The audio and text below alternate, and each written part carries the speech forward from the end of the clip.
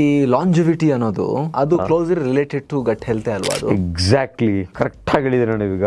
Longevity ಅಂತ ಹೇಳಿದ್ರೆ ನೀವು ಎಷ್ಟು ದಿನ ಇರ್ತೀರಾ ಮುಖ್ಯ ಅಲ್ಲ, ನೀವು ಹೇಗೆ ಬದುಕಿರ್ತೀರೋ ಅದು ಮುಖ್ಯ ಅಂತ. ಲೈಫ್ ಸ್ಪ್ಯಾನ್ ಅಲ್ಲ, ಹೆಲ್ತ್ ಸ್ಪ್ಯಾನ್ ಇಸ್ ಇಂಪಾರ್ಟೆಂಟ್ ಅಂತ ಹೇಳಿ ಅಮೆರಿಕನ್ ಆಂಕೋಸರ್ಜನ್ ಪೀಟರ್ ಅಠಿಯಾ ಅಂತ ಇರ್ತಾರೆ, ಅವ್ರು ಹೇಳ್ತಾರೆ ಗಟ್ ಹೆಲ್ತ್ ಎಲ್ಲ ಹೋಗಿದ್ರೆ, ಇಂಟೆಸ್ಟೈನ್ ಹೋಗಿದ್ರೆ ನಾವ್ ಏನ್ ತಿಂತೀವೋ ಅಬ್ಸಾರ್ಬ್ ಆಗಿದ್ಯೋ ಇಲ್ವೋ ಅಂತ ನೋಡ್ಬೇಕಲ್ಲ ನಾವೀಗ. ಸೊ ಆಗ್ಲೇ ಹೇಳಿದ್ವಲ್ಲ, ಬಾಡಿ ಟೈಪ್ ಬೇರೆ ಬೇರೆ ತರ ಇರುತ್ತೆ ನಮ್ಮ ಆಯುರ್ವೇದದಲ್ಲಂತೆ. ಈ ಲಾಂಜಿವಿಟಿಲೂ ಅದೇ ಹೇಳೋದು, ಬಾಡಿ ಟೈಪ್ಸ್ ಬೇರೆ ಇರುತ್ತೆ, ನಿಮ್ಮ ನ್ಯೂಟ್ರಿಷನಲ್ ರಿಕ್ವೈರ್ಮೆಂಟ್ ಬೇರೆ ಇರುತ್ತೆ, ನಿಮ್ಮ ಜೆನೆಟಿಕ್ಸ್ ಬೇರೆ ಇರುತ್ತೆ. ಸೊ ಆ ಜೆನೆಟಿಕ್ ಲೆವೆಲ್ ಅಲ್ಲಿ ನಿಮ್ಗೆ ಏನ್ ಬೇಕು ಅದನ್ನ ತಿನ್ಬೇಕು ಅಂತ. ಬರೀ ತಿನ್ನೋದಲ್ಲ, ಆ ತಿನ್ನೋದು ಅಬ್ಸಾರ್ಬ್ ಆಗಿದ್ದು ಮಾನಿಟರ್ ಮಾಡ್ತಾರೆ ಅದನ್ನ. ನಿಮ್ ಎನರ್ಜಿ ಲೆವೆಲ್ಸ್ ಹೆಂಗಿರ್ಬೇಕು ಅಂತ ಹೇಳಿದ್ರೆ, ನೀವು 8 ಗಂಟೆ ಕೆಲಸ ಮಾಡಿ 4 ಗಂಟೆ ಪ್ರೊಡಕ್ಟಿವಿಟಿ ಅಲ್ಲ, ನೀವು 8 ಗಂಟೆ ಕೆಲಸ ಮಾಡಿ 16 ಗಂಟೆ ತೆಗಿಬೇಕು ಪ್ರೊಡಕ್ಟಿವಿಟಿ.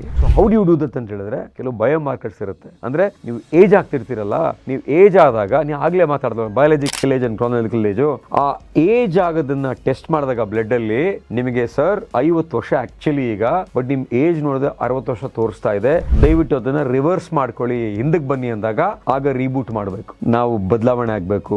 ಫಿಸಿಕಲ್ ಆಕ್ಟಿವಿಟಿ, ನಿದ್ದೆ, eating habits, lifestyle, alcohol, smoking, gut health, ಇದೆಲ್ಲ DNA ಲೆವೆಲ್ ಅಲ್ಲಿ ಹ್ಯಾಂಡಲ್ ಮಾಡೋದೇನೆ ಲಾಂಜಿವಿಟಿ.